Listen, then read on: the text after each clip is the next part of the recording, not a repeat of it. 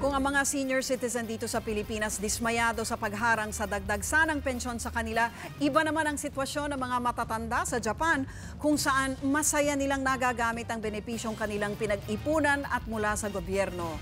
Narito ang report. Malaking bahagi ng populasyon sa Japan ay nasa dapit hapon na ng kanilang buhay. Kaya ang gobyerno bumuo ng mga programa para sa mga matatanda. Dito matatagpuan ang pinakamatatandang tao sa buong mundo. Dito rin ang may pinakamalaking populasyon ng mga matatanda, 25%. Kaya malaking hamon para sa mga modernong pamilyang Hapon ang pag-aalaga sa kanilang mga matatanda. Kaya rin ang gobyerno inako na ang responsibilidad dyan. At ngayon, ang Japan na ang may pinakamahusay na elderly welfare care system sa buong mundo.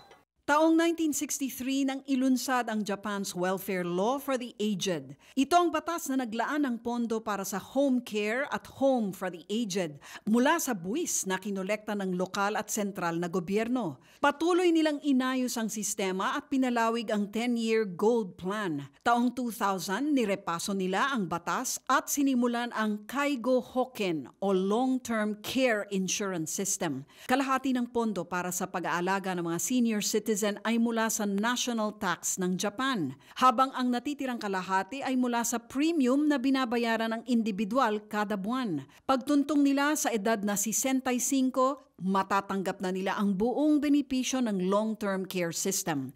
Sila na ang pipili kung mananatili sila sa bahay nila o sa public o private nursing home na sustentado ng pamahalaan. Bukod dito, may pensyon pa sila mula sa National Pension System. Patunay ang Japan ang social services dapat pinaghahandaan at pinagpaplanuhan ng matagal para ito'y maging matagumpay.